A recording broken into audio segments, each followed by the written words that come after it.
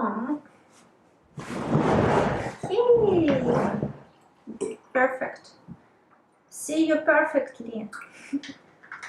Again, thank you so much for joining us today and sparing time to do this interview. I wish we could do it face to face, and I hope one day you can come to your Pakora Explorer van and take pictures and video of what you're doing. It will be great for content. So let me know. Yep, I'm ready for you. Perfect.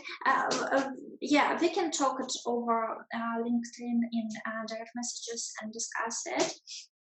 And what I want to talk about here today is if you can just share your entrepreneurial journey, how you have started, what was your main aspiration in the beginning, and just basically to get know you and to share your great product with all of the people who want to watch this interview and inspire some starting rising entrepreneurs. It's basically the mission of our video channel. It's to inspire other entrepreneurs to join our entrepreneurial community. So you and me, we know each other through RBS Accelerator. We both are members of RBS Accelerator in Glasgow. And when have you joined the program? So I joined the program this year. So April was the start of the cohort. So yeah, I'm one of the guys. Yes, same with me. I have quite a few friends who were on the program before, who just joined, and who's hopefully will join later on. So the program itself, it's half a year, right? So 6 months, but because of COVID, it was prolonged until January 21 for us. I think it's great, but we can't use all the perks of having office in the center of Glasgow, using offices in different locations like Glasgow, Edinburgh, London, everywhere, basically in UK, where you have RBS offices. How does it affect your business? Like, do you feel that you're not getting enough from this program, or you think it's okay? Yeah, I think for me personally, I'm the person, I'll just make most of a situation. So absolutely, I know that a lot of the entrepreneurs are missing the fact that we can't be face to face. I think the accelerator program has provided so many opportunities for us to meet online. It's up to us to make or to take advantage of those, and it's never going to replace an in-person meeting. You know, I fully understand, but I'm a firm believer that if there's something you can't change, you adapt for the current situation, and it's not going to change. We're not going to be able to meet up, so let's make the best of the current situation. So for me personally, I think the guys have done an amazing job getting us together in the situation that we're in, and we are now, as we start to get to know each other, we are planning to try and meet up ourselves where it's safe to do so and in the right environment and all of those things. So yeah, no, I think the program's been great, dealing with what nobody knew was going to come, basically. Definitely. I don't know. Did I tell you before? We have this group of entrepreneurs who meet up time to time, and we have just drinks or parties or something like that. And it's amazing opportunity to kind of share this spirit of being an entrepreneur, and kind of what we were talking. We met last Saturday, and what we were talking about is that one guy, he was like, I'm working alone. He's doing this big scientific startup. It's like very deep science. Nobody understands that. Like, you know, maybe a couple people in Glasgow can understand that. I have no ability to understand that. So it's like he's feeling very lonely, and he was like, it's so great to have this opportunity to talk to you, and I hear that you don't understand basically, and he can't even share because it's like all patent and stuff, so he can't share exactly what he's working at the moment, but he's like, it's great to share my kind of aspirations, my struggle in the moment, and I see you going through the same and all so passionate. So it's kind of great opportunity. I would glad to have you in our network. I will send you an invite after the call. Yeah, and you are very welcome to join our parties.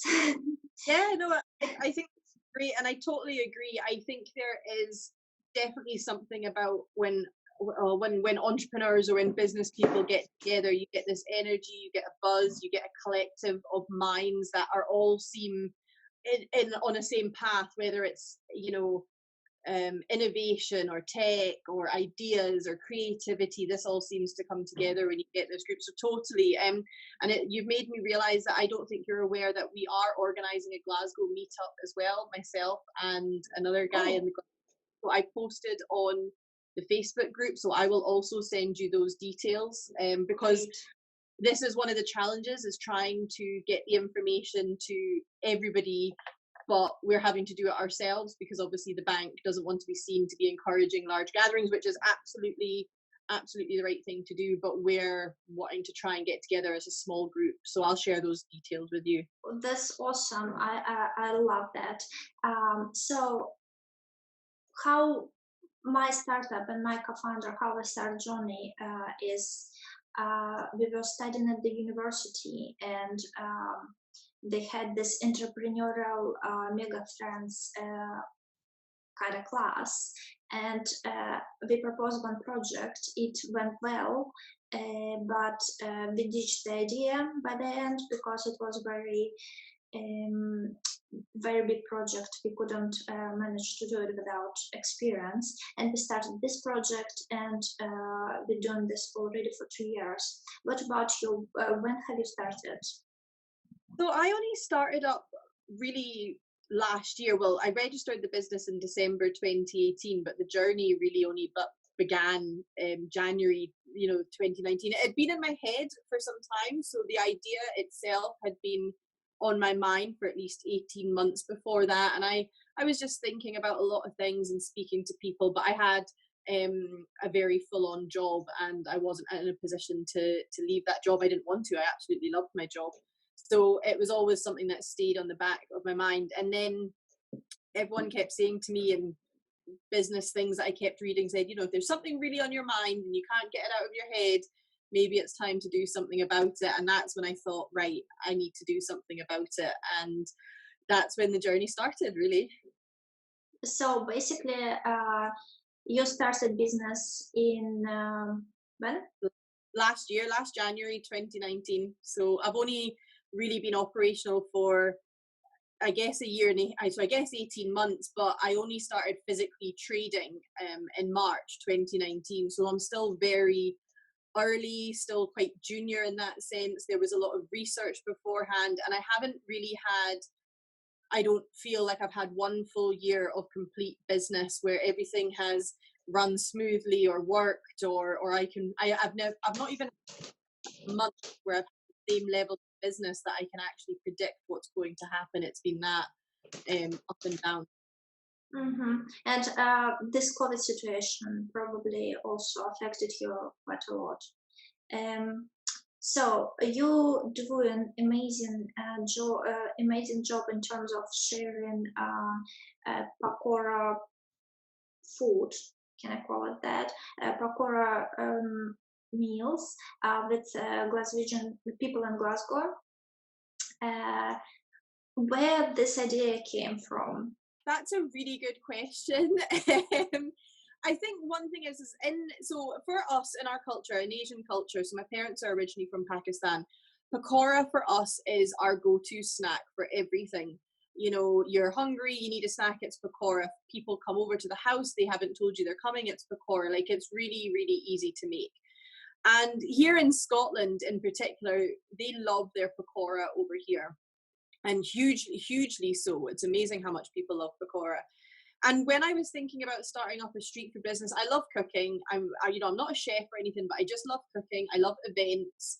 I've got an events background, and I thought, what can I bring to people? And Indian food, people know Indian food. And I thought, well, I don't want to do curry because there's so many great restaurants. And I said, what is not here right now is somebody doing pakora, because it has to be snack. People have to be able to use it with their hands, eat it on the go. So you have to think about this. And for me, it was no question, it had to be pakora. And then everybody I spoke to, you know, my friends, family, even just random people at networking events, I said, oh, I'm thinking about doing this.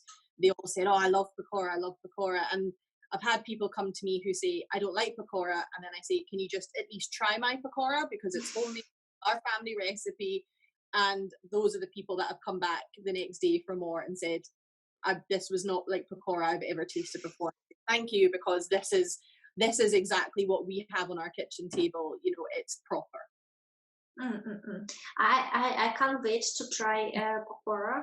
To be honest, I tried once and it was good, but I don't think it's gonna be even close to yours. So I'm really looking forward. So when we're gonna shoot this interview outside or part of video, photo something, I definitely gonna bring you some revenue and try your pakora. So looking forward. It's beautiful.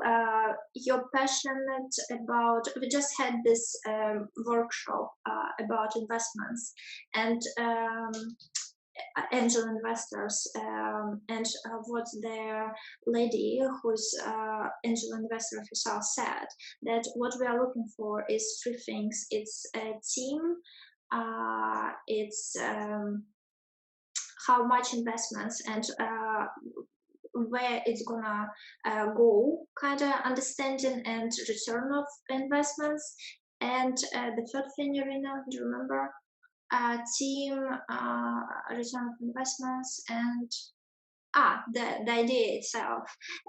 Yeah, but what she said about team, what is the most important is the passion. So all the time people thinking that oh, I had such a great idea, but we're not passionate about it. We don't have connection. We don't love it. It's stop them, I think, from getting investments, getting support. And what I noticed from very, very first meeting with you, that you're really passionate. And I like how you say that it's proper and it's on our kitchen table. It sounds great. So you start trading, and how's it going? So where people can find you now? Yeah. So I'll be honest, Anna. It's for everybody. It's been really tough. So just a little bit of a backstory. When we started up the business last year, we started selling our spice first as the preamble to the pakora, coming because we use the spice blends in the pakora. Then I was meant to start officially trading in July with my pakora truck, and that got delayed. So we got a gazebo, we bought electric fryers so that I could continue doing the events that I had kind of pre-booked and things. And that was actually a really great experience because you learned what you could do in a non-official kitchen environment, shall we say. You're setting up in fields and festivals, and some indoor, some outdoor. And then we got the truck up and running in time for February. So we had our first official event in February this year, and we managed to do a second event in March. And then all of a sudden you had to change your operation again because we'd been used to working in one space, and now we had to change again. And was there enough space? There wasn't, and there was a few things we had to change. And then obviously, you know, COVID happened, and so all events were cancelled. So predominantly my business was events and festivals, and we were starting to get wedding inquiries. That was where we were going to go next. And with all of that changing, we then managed to secure what we call a static site. We've got a kind of place where I can leave my truck and trade 7 days a week if I'm willing to industrial park. And I'll kind of come on to that in a minute. But what's happening now is some of the events are starting to go. So the Big Feed, which is a really big indoor, award-winning indoor food market in Glasgow, in Govan, has now actually started again.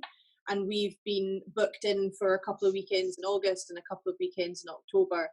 And it's absolutely fantastic because that's the type of place where we we're aiming for. You know, it's full of foodies, it's surrounded by other people who are passionate about food, and whether it's slow cooked, home cooked, but it's all really freshly made food. But those are the types of events we would have normally had every single weekend up and down the country. You know, I'll travel wherever will have me.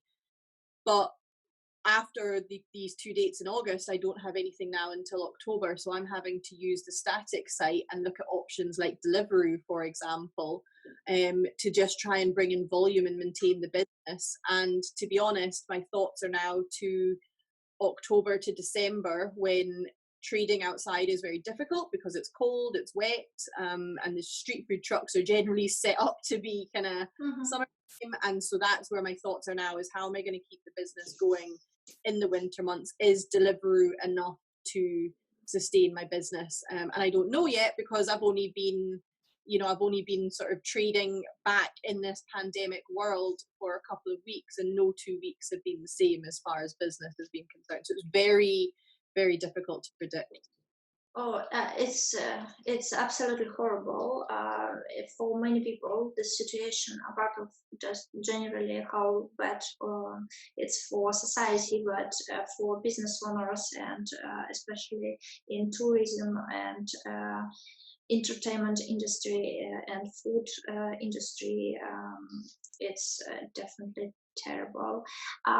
You said you're now trying to be resilient to all the situation, and you're using Deliveroo, for example, as some of the methods.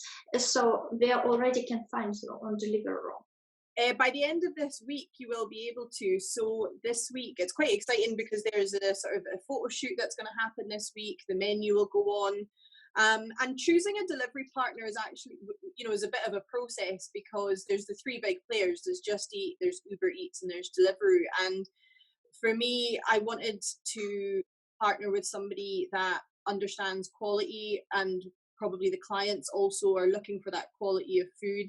Because when you look at my pakora, when you look at the fact that we make everything by hand, we make the spices by hand, you're charging a premium for that. And so that's why we've chosen to go with Deliveroo. So I'm just hoping that by the end of this week, once we're live, once we do an official launch to say we're there, that we'll be able to get the volume in, for those that maybe don't want to come down to the industrial park itself, because it's not the best setting, because it's not the same vibe and atmosphere you would normally see us in. So fingers crossed that this pays off for us.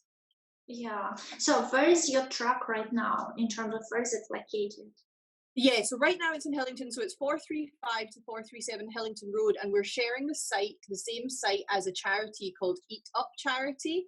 And this is a charity that I started volunteering with at the start of lockdown, that's actively working to fight food poverty. And so I started doing food collections for them. So collect from the supermarket, deliver to various places around Glasgow. And in the early stages of lockdown, it wasn't safe for me to run the business. I didn't feel it was, yes, takeaways were operational, but then I would have to ask my staff to come back, and I just felt it wasn't quite right to do that. But now, June, July, it started to ease up, and so they've offered me space, and they've put me on a program called Step Up, which is their own program, and that's just to help me. So things like, because we haven't traded for 3 months and I've had no income, don't qualify for the government funding, I couldn't even afford things like a freezer. And of course I needed a freezer for chips and things like this. And so they helped me to be able to get that, and that I can, pay them back over time, because they're going to see me trade, see what's coming in, and things like that have really helped make a difference to the business. So it's amazing what kind of support you can get through network, through doing something good, and you've been volunteering. It's I think it's very important to understand how the small things you do for community can then community give you back. It's not obviously the reason to do it, but it's very, very good benefit you can receive as well. Yeah, that's awesome. So if everything will go smoothly, and I'm pretty sure everything will go amazingly, what is your aspiration for the business?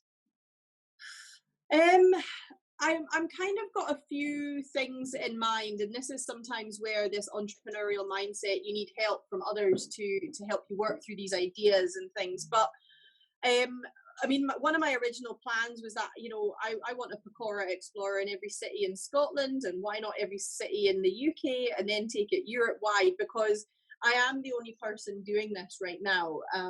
There's nobody else who's doing what I'm doing at this level. So yes, you can get Pakora. Yes, there's Pakora manufactured and it's in supermarkets, but at this premium level, I'm the only one, I believe. I'm sure the others will maybe feel the same, but I believe I'm the only one operating in this arena. So um, again, I think a lot depends on the next 4 or 5 months as we come out of this pandemic. But my other sort of, so Pakora Explorer and start to grow that and start to put that into more locations across Scotland would be ideal. But then also looking at my spice blends, because they are starting to take off more and more.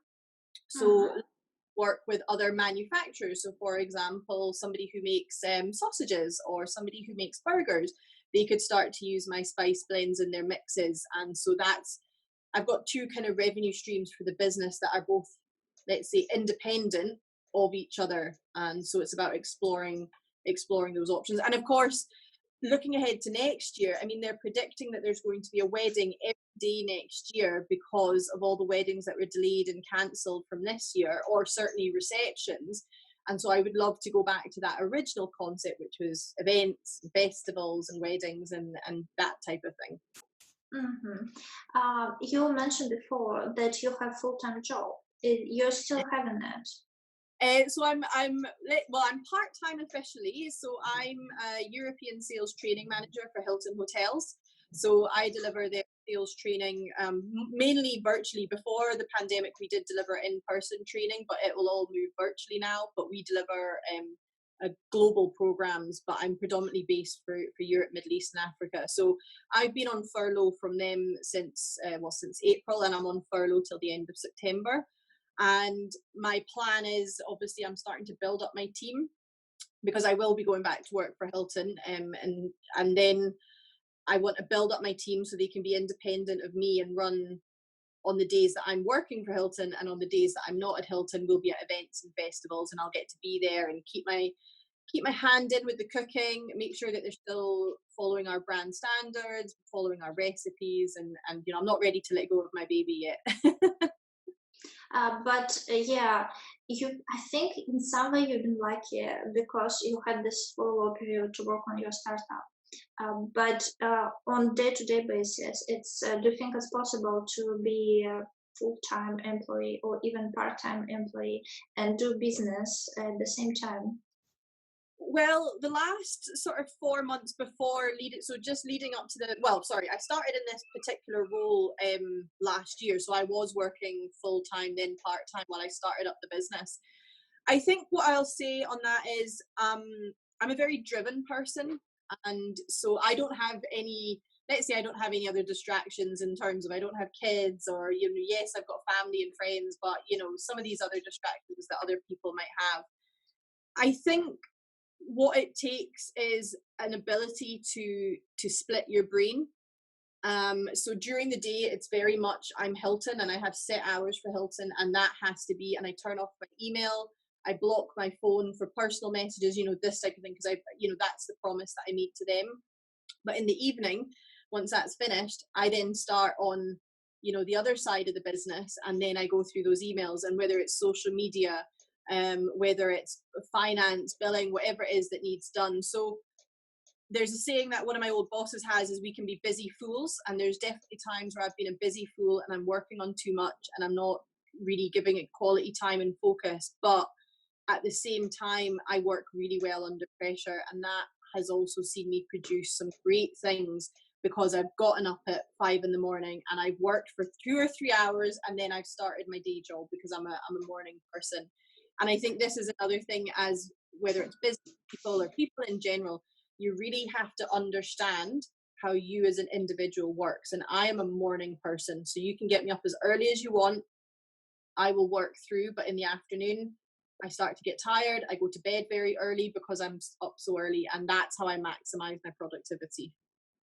It's a great advice for the people first kind of check your assets. What do you have? Do you have time?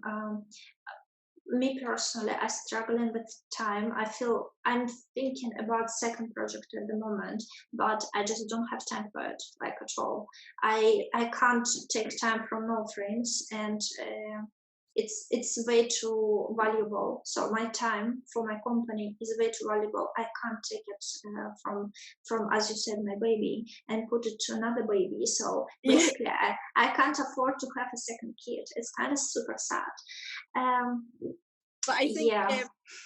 I think the other thing I'll be really honest with Anna is I've definitely overcommitted myself at times, and I can see that. So I chose to do volunteer work at the start of lockdown, and while still obviously trying to focus on my business, I signed up for every single webinar and networking and all of the things.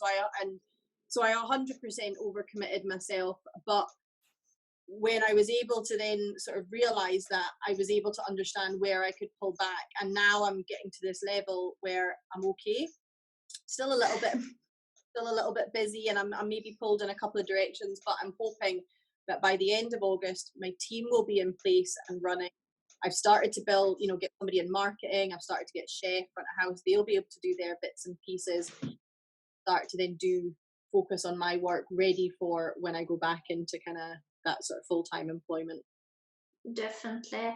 And we'll see, maybe when Pakora start off, you will be not anymore interested in working for Hilton. Yeah. But yeah, something needs to change for that to reach. And similarly to that, I'm obviously also distracted when I'm with Hilton because I'm focused on that. And a lot of entrepreneurs, when I've spoken to them, say that they weren't happy in their job, they were fed up, they wanted to change. And I've got to genuinely say, like, I love working for Hilton. And so, yes, there was a time in my last position that it wasn't the greatest time of my life, or it became that way. So that's why I sought the change. But the role I'm in now, I love it and I get a lot out of it. And so that's maybe, in some respects, I'm very lucky. I love both my jobs, but also I might be holding myself back from really focusing on my business. And I'm very aware of that as well, that I might need to take that leap of faith for myself. At some point, I think it's a big consideration for all of entrepreneurs. A friend of mine is in the same situation right now. He's also was promoted, and his financial manager at the company, it's a great responsibility, it's amazing, but his own startup is doing really great, and it's just kind of the question, do I want to continue in this position, or I can say no and just take responsibilities? Because I personally, I don't believe you can do both at the same time. If you're doing business seriously, it's impossible. It's way too much. Maybe if you build a proper team, somehow you can, but I don't know anyone who could do it. So because I just don't. Yeah. The other, you need time for yourself in amongst this. You don't have to do jobs, or but you need time for yourself. And I think one thing I would say is, if it hadn't been my experiences with Hilton, I wouldn't be the entrepreneur that I am now, in the sense that they've taught me well on things like marketing, branding, PR, and I still get an incredible amount of support from my colleagues and friends at Hilton, whether it's the chef that lent me equipment when I first started, or being able to speak to some of my VPs about some ideas I had. Like, Hilton as a company have been really supportive, and I've taken some of what they do with us as employees through into my business. So I think I totally agree. When I'm going to have to focus on one thing at some point, and hopefully that happens. I think, had the pandemic not happened, I would be having a very different conversation with you, because we would have had a busy summer season, events, festivals, and I think then I would say, right, I can't do two at once. I need to be focused on this. I would probably just be near your van and just trying to speak with you while you were doing Pakora. So just conscious about the time. I will move us to Blitz round. 5 questions, very short answers. First question is, how do you see yourself in 5 years? I see myself having a Pakora Explorer franchise across certainly Europe, and my spices being used in several products, whether it's pies, pastries, maybe the new Greg's sausage roll. I'm going to take the world by storm. My boyfriend loves Greg's, so as soon as it's there, I know what he's gonna try first thing. Second question, what does entrepreneurship mean for you? Hard work, determination, creativity, and the ability to ask for help. Perfect. What is the most important in life? Family, friends. Oh, I love this answer. I just to say, I mean, my business is founded with the fact that my mum and dad have helped me every step of the way, and so have my friends, and wouldn't have been possible without them. So yeah, family and friends, 100%. Where do you wanna live in the future? Do you see yourself here in Glasgow, or traveling, or how it's going? So definitely here in Glasgow, Scotland. Scotland is home. Home is where the heart is. But I would love to have maybe a couple of houses elsewhere, somewhere in America. I've always wanted to go to America, and I never quite got there. But there's a great street food vibe in the States, so maybe I can take Pakora Explorer stateside. And yeah, so definitely live here in Scotland, but I wouldn't mind somewhere USA and get over there. Yeah, let's be international. Yeah. And the last question, are you the first entrepreneur in the family, or it runs in the family? To the best of my knowledge, I believe I'm the first, although if I caveat that slightly with the fact that in the mid-80s, my mum and dad actually opened up a snack van on the island, lived in Orkney. They didn't do pakoras. I think maybe they did, or they did kebabs or something. And this was the mid-80s when, let's say, rules weren't as strict as what they are now, and they did that for 2 years. So I guess it was in the blood, but maybe not quite as business as I've made it. That's amazing. So it's rise up for the family. All the eyes in your family is looking at you basically right now. Thank you so much, Sheetal, for your time. I know how valuable it's for you. Okay, guys, please follow Sheetal's Pakora Explorer social media, and stay tuned for the future interviews with Scottish entrepreneurs.